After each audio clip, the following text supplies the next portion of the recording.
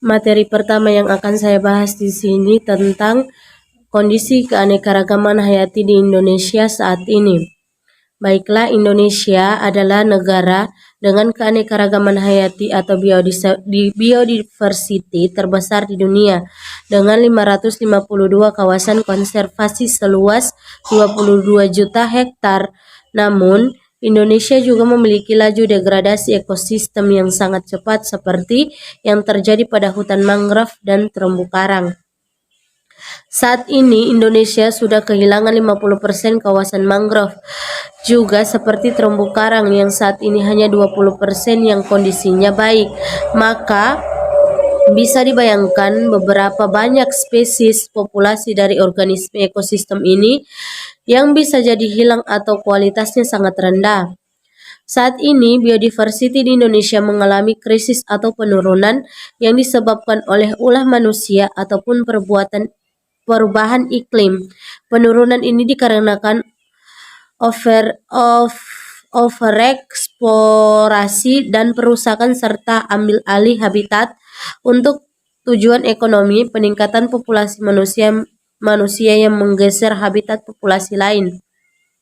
Perkembangan industri yang tidak ramah terhadap ekosistem dan puncaknya yaitu kepunahan spesies.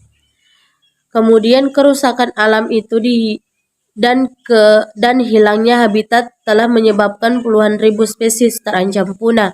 Eksploitasi berlebih serta masuknya spesies invasif mengancam biodiversitas di Indonesia.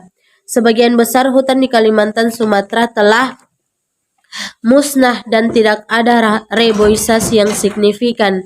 Sejumlah besar hutan telah diubah menjadi lahan perkebunan, khususnya kelapa sawit. Perluasan perkebunan kelapa sawit ini sangat mengkhawatirkan dengan permintaan yang semakin meningkat tajam dengan keadaan dunia dan Indonesia seperti ini. Dikhawatirkan keanekaragaman hayati terus mengalami penurunan setiap tahunnya tanpa dilakukannya konservasi dan peremajaan hutan. Beberapa jenis keanekaragaman hayati yang memiliki nilai ekonomi yaitu dibagi menjadi 3 kategori.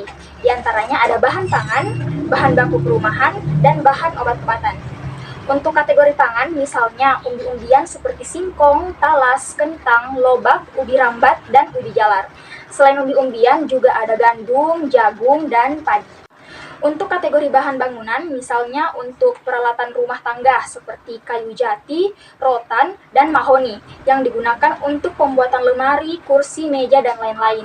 Selain itu ada juga pinus dan cendana yang biasa digunakan untuk pembuatan rak dan lemari. Kategori bahan obat-obatan, misalnya saya ambil contoh untuk mencegah dan mengobati penyakit kanker. Ada kunyit, tapak darah, bawang tiwai, dan lempuyung wangi.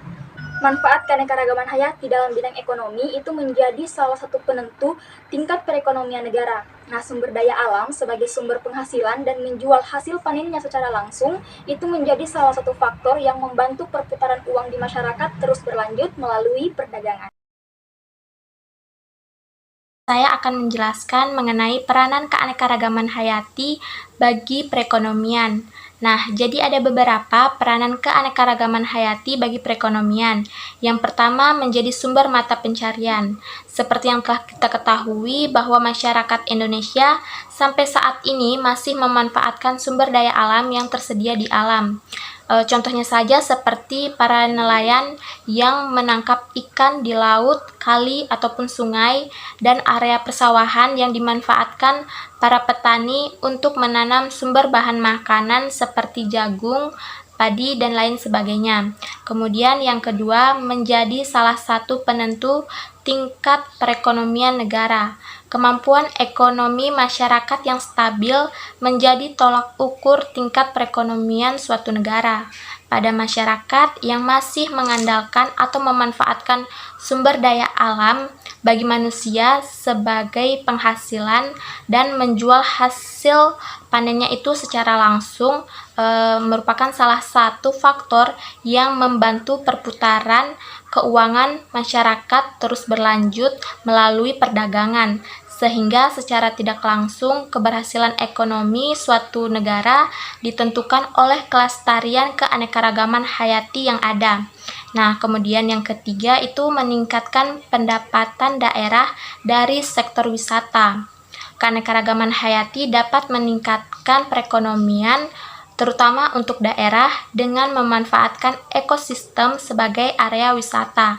Contohnya seperti ekosistem hutan mangrove atau bakau, manfaat rawa, terumbu karang, savana, dan lain sebagainya yang saat ini banyak dimanfaatkan untuk sebagai tempat wisata. Kemudian yang keempat itu ada meningkatkan kemampuan ekspor negara. Nah, peningkatan kemampuan negara dalam bidang ekspor juga menjadi salah satu manfaat keanekaragaman hayati di bidang ekonomi. Contohnya saja itu seperti ekspor rempah-rempahan yang merupakan jenis keanekaragaman hayati maupun ekspor dalam bentuk barang yang telah diolah. Kemudian yang kelima itu memajukan kemampuan sektor perindustrian.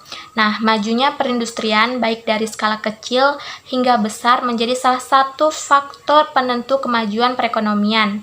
Berbagai industri banyak menggunakan bahan baku yang berasal dari keanekaragaman dalam tingkat spesies atau jenis seperti industri obat-obatan, kerajinan, kosmetik, dan lain sebagainya. Nah, itu tadi beberapa peranan keanekaragaman hayati bagi perekonomian.